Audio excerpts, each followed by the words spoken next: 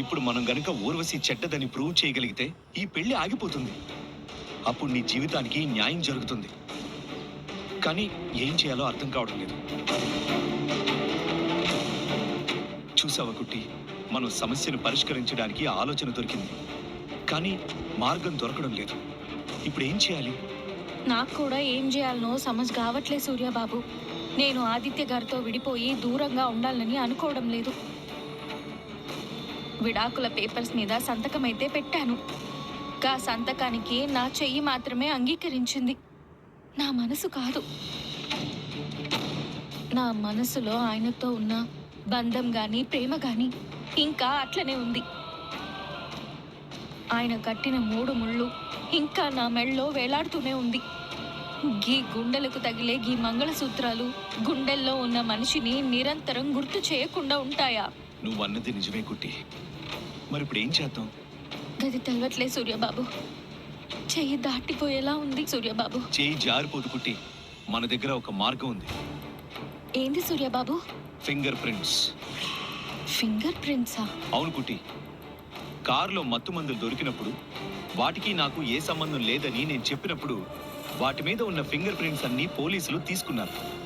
So ఆ finger prints నా finger prints match అవ్వలేదు. అప్పుడు ఆ పాయింట్ మీదే లక్కీగా మనం బెయిల్ తెచ్చుకున్నాం.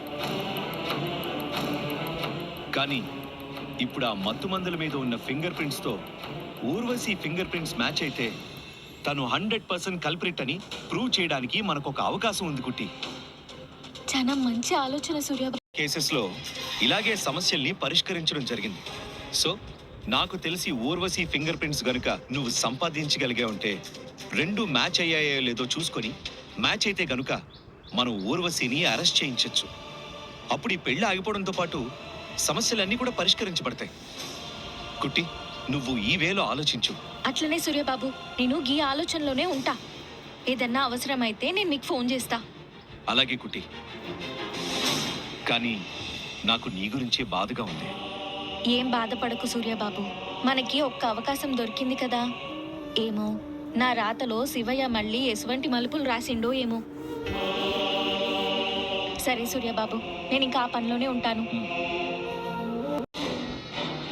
కుట్టి ఎందుకు వచ్చినట్టు, ఎందుకు వెళ్తున్నట్టు? సూర్యతో ఏం మాట్లాడింది? అక్కడేమో ఆదిత్యకి నిశ్చితార్థం జరిగింది, ఇక్కడేమో కుట్టి సూర్యని కలిసింది. ఒకవేళ పెళ్ళి ఆపేయమని అడగటానికి వచ్చుంటుందా? అదే అయ్యుంటుంది. ఈ విషయం అర్జెంటుగా జీవనకి చెప్పాలి. చెప్పు పెద్దమా.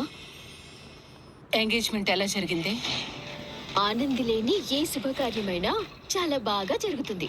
అయితే నువ్వు పెళ్ళయ్యేంత వరకు కాస్త జాగ్రత్తగా ఉండు. ఎందుకు? ఆనంది ఇంటికొచ్చి వెళ్ళింది. ఎందుకు? నా మొగుడు నాకు దూరం అయిపోతున్నాడు అని మా అమ్మ నాన్న దగ్గర ఏడవటానికా? దాన్ని తక్కువ అంచనా వేయకు. ఇప్పుడది ఒడ్డున పడ్డ చీప పెద్దమా. గిలగిలా కొట్టుకు చావడం తప్ప దానికి వేరే దారి లేదు. ఊర్వశి మెళ్ళలో 3 ముళ్ళు పడేంత వరకు కాస్త జాగ్రత్తగా ఉండవే. అవసరం లేదు పెద్దమ్మా. ఇప్పుడు ఆనంది సర్వశక్తులు కోల్పోయిన మనిషి. ఒక పక్క పెంపుడు తల్లి కోమాలో ఉంది, పెంచిన నాన్న మతి లేకుండా ఉన్నాడు. సంసారం పోయింది, నిరూపించుకునే దారి లేదు. కన్న వాళ్ళకి నేనే మీ కూతుని అని చెప్పుకునే పరిస్థితి కాదు. ఒక మూలన కూర్చొని ఏడవటం తప్ప ఆనంది ఏం చేయలేదు పెద్దమ్మా. అది కాదే, ఆనంది మీ నాన్న ఏదో చాలా సీరియస్ గా మాట్లాడుకున్నారు. పెద్దమ్మా, నువ్వు తాడుని చూసి పామనుకుంటున్నావు, పిల్లిని చూసి పుల్లనుకుంటున్నావు. ఆనంది చాప్టర్ ఎప్పుడూ క్లోజ్ అయిపోయింది. ఇంక నువ్వు దాని గురించి మర్చిపో. ఉంటాను. అన్ని వీళ్ళ నాన్న పోలికలే, ఏది పూర్తిగా విని చావదు. నేనెందుకు చెప్తున్నానో కాస్త విని చావచ్చు కదా. ఆనంది ఏది అంత ఈజీగా వదిలిపెట్టదు. దాని ప్లాన్లు దానికి ఉంటాయి. ఇంతకీ ఆనంది ప్లాన్ ఏమై ఉంటుంది?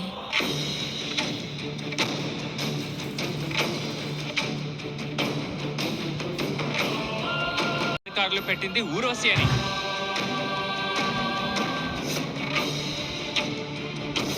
కానీ ఇప్పుడు ఆ మత్తు మందుల మీద ఉన్న ఫింగర్ ప్రింట్స్ తో ఊర్వశి ఫింగర్ ప్రింట్స్ మ్యాచ్ అయితే తను 100% కల్ప్రిట్ అని ప్రూవ్ చేయడానికి మనకు ఒక అవకాశం ఉంది కుట్టి.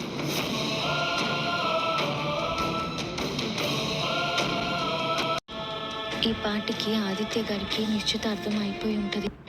ఆదిత్య గారి పరిస్థితి ఎట్లుందో ఏందో.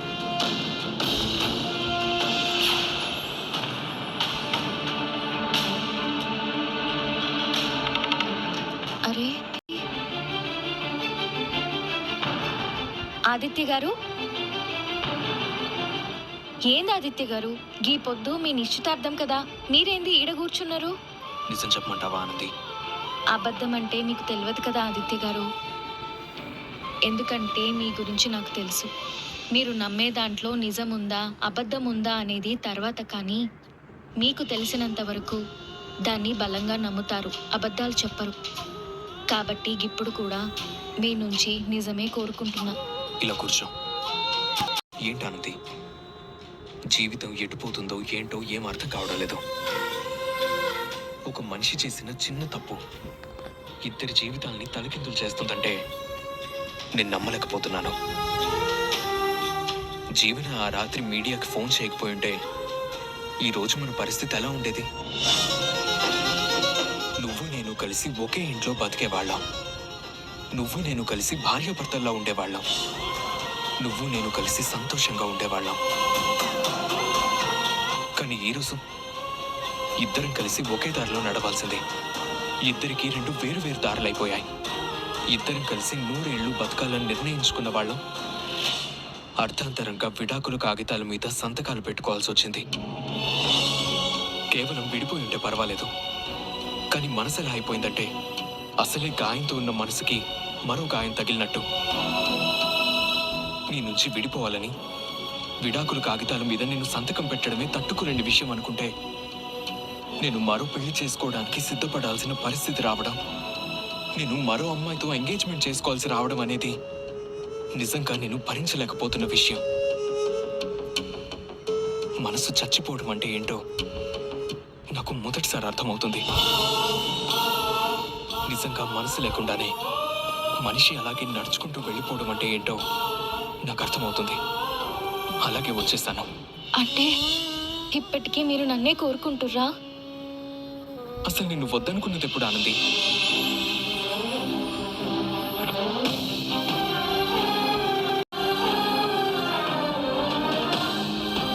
మనస్ఫూర్తిగా నిన్ను ఏనాడు వద్దనుకున్నా చెప్పు? పరిస్థితుల ప్రభావం వల్ల మనిద్దరి మధ్య దూరాలు పెరిగాయి, కానీ నా అంతట నేను ఆనంది నువ్వు అంటే నాకు ఇష్టం లేదు, నా జీవితంలోంచి వెళ్ళిపో అని ఏ రోజైనా అన్నానా?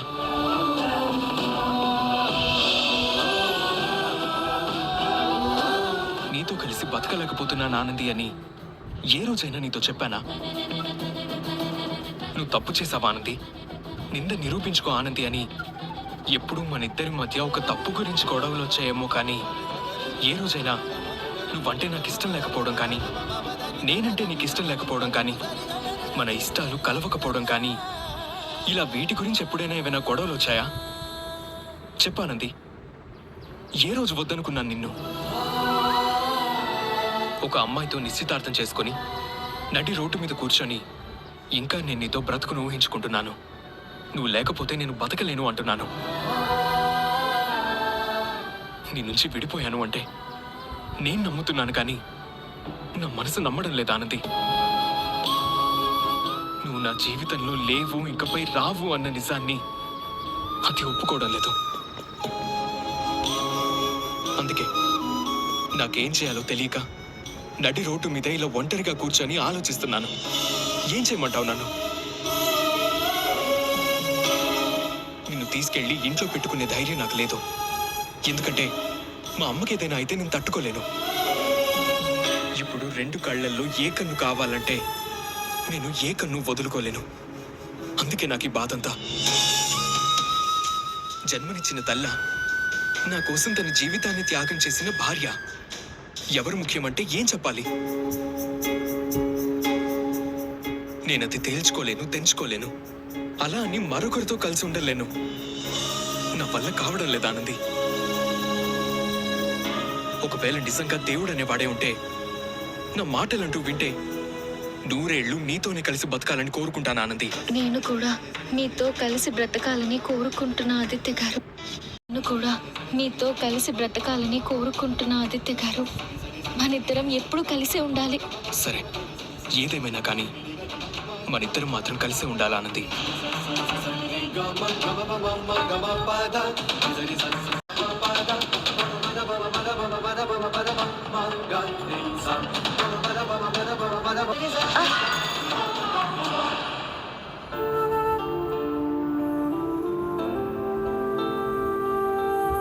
ఇదంతా నా ఊహ. నేను ఇంకా నిజం అనుకున్నానే. అంటే ఆదిత్య గారు కూడా ఆడేళ్ళు నా కోసం బాధపడుతుర్రేమో. అవును, నాలాగే బాధపడతారు.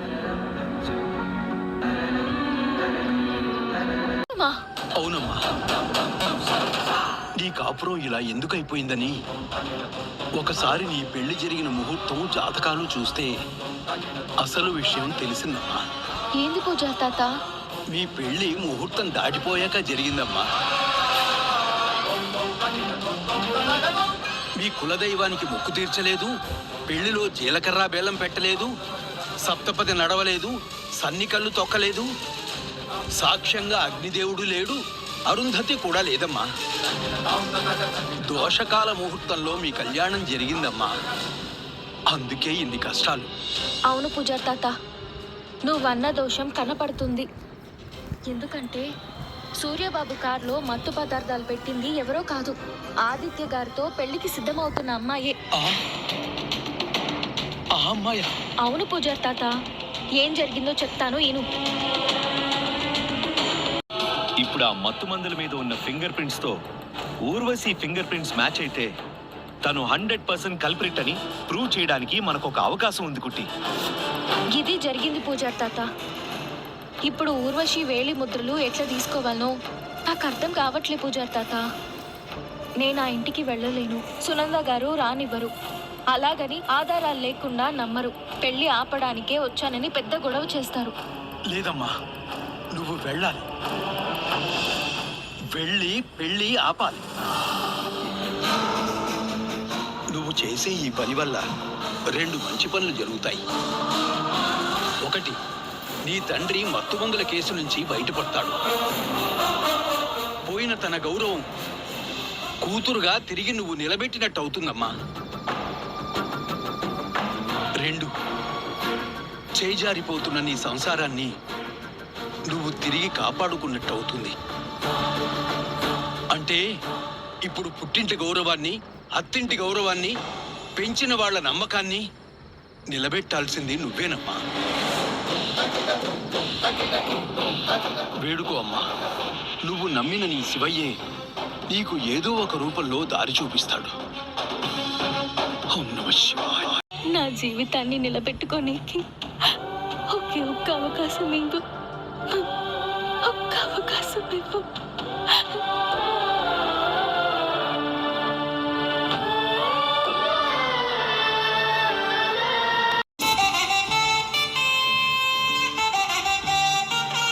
నమస్తే. ఏర్పాట్లన్నీ ఎలా జరుగుతున్నాయి? అన్నీ మీరు కోరుకున్నట్లే జరుగుతున్నాయి మేడం. ఎక్కడ ఏ ఏర్పాట్లలో లోటు రాకూడదు. ఈ పెళ్లి చాన్నాళ్ల పాటు అందరికీ గుర్తుండిపోవాలి. అలాగే మేడం. అది ఏంటమ్మా? నీ ఫ్రెండ్స్ ఎవరికైనా చెప్పావా? వాళ్ళెవరైనా వస్తే చెప్పు, వాళ్ళకి స్పెషల్ గా రూమ్స్ అరేంజ్ చేశాను. పర్వాలేదమ్మా, వాళ్ళెవరూ రావట్లేదు.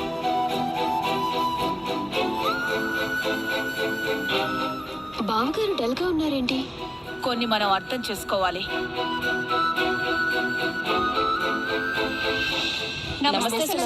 నమస్తే. ఎన్నాళ్ళు అవుతుంది మిమ్మల్ని చూసి? మళ్ళీ ఇన్ని రోజులకి ఫంక్షన్ లో కలిసాం. ఆదిత్య ఫస్ట్ పెళ్లికి మేము రాలేకపోయాం, కానీ ఇప్పుడు వచ్చాం. అప్పుడు అనుకోకుండా జరిగిందిలే, వదిలేసేయండి. జరిగిపోయిన దాని గురించి ఇప్పుడు ఎందుకులే గాని. అందుకే ఆ పెళ్లికి రాని వాళ్ళందరినీ ఈ పెళ్లికి పిలిచాను. అందరూ వస్తున్నారు. తనే ఊర్వశి, నా కాబోయే కోడలు. నమస్తే అండి. నమస్తే. ఊర్వశి, నీకు కావాల్సినవన్నీ తెప్పించాను. మేనేజర్, మేడం చెప్పండి మేడం. నగలు చీరలు తెప్పించే కదా, ఎక్కడున్నాయి? ఇక్కడే ఉన్నాయి.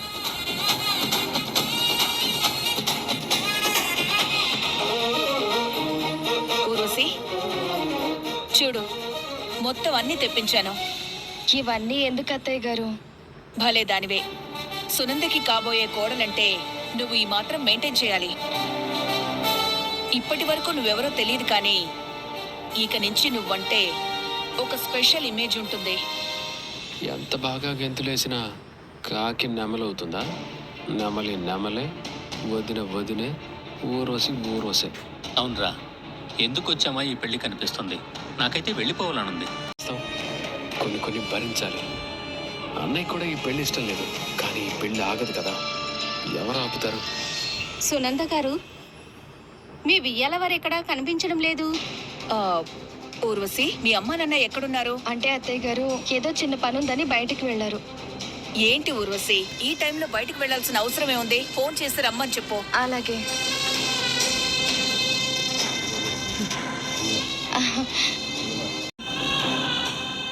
నమస్తే. ఎక్కడికి వెళ్ళారు మీరు? ఏం లేదండి, ముఖ్యమైన అతిథి వస్తే రిసీవ్ చేసుకోవడానికి వెళ్ళాం.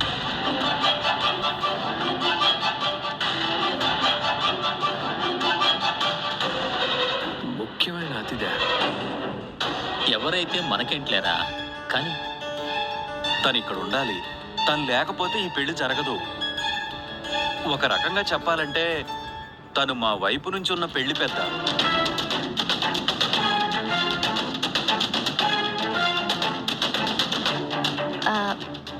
నాన్న, నాకు తెలియని పెళ్లి పెద్ద ఎవరున్నారు?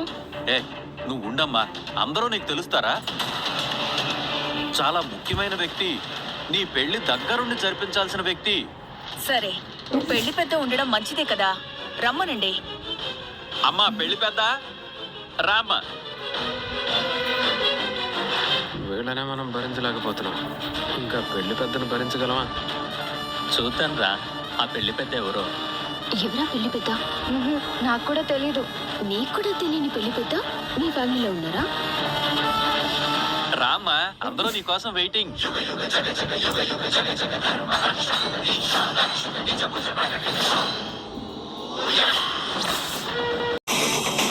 ఆనంది ఏంటి? ఆనంది వచ్చిందేంటి? ఆనంది వచ్చిందేంటి? నువ్వొచ్చావేంటి? సునంద గారు, ఈవిడే మా పెళ్లి పెద్ద. ఈవిడ పెళ్లి పెద్ద ఏంటి? తనెవరో మీకు తెలుసా? ఎవరనేది అనవసరం, గతం గురించి మేము మాట్లాడుకోం. ప్రస్తుతానికైతే మాత్రం తనే పెళ్లి పెద్ద. తను పెళ్లి పెద్ద ఏంటండి? మా వైపు ఉన్న ఒకే ఒక్క బంధువు పెళ్లి పెద్ద. మాకన్నీ తనేనండి, మీరు ఒప్పుకోవాలి. ఈ పెళ్ళయ్యే వరకు తను ఇక్కడే ఉంటుంది. అది కాదండి, అసలు మీరు ఏం మాట్లాడుతున్నారో మీకు అర్థమవుతోందా? ఏంటి సునంద గారు, ఎందుకంత ఇబ్బంది పడుతున్నారు? పెళ్లి పెద్ద అంటున్నారు కదా, ఎవరైతే ఏముంది, మీ వైపు నుంచి ఉన్నట్టే వాళ్ళ వైపు నుంచి ఒక పెళ్లి పెద్ద ఉండాలి కదా. కరెక్ట్గా చెప్పారా ఆంటీ. మామ్, వీళ్ళు చెప్పింది కూడా కరెక్టే కదా. మన వైపు పెళ్లి పెద్ద ఉన్నట్టే వాళ్ళ వైపు కూడా పెళ్లి పెద్ద ఉండాలి కదా. ఈ పెళ్ళి అయితే జరగడం ఖాయం. అప్పుడు ఎవరుంటే ఏంటి, ఎవరు వస్తే ఏంటి? చేతు, ఎవరు ఉండాలి ఎవరు ఉండకూడదు అని అత్తయ్య గారు డిసైడ్ చేస్తారు. కొందరు ఉండడం వల్ల కొన్ని జరగచ్చు, జరగకపోవచ్చు. అది కూడా ఆలోచించాలి.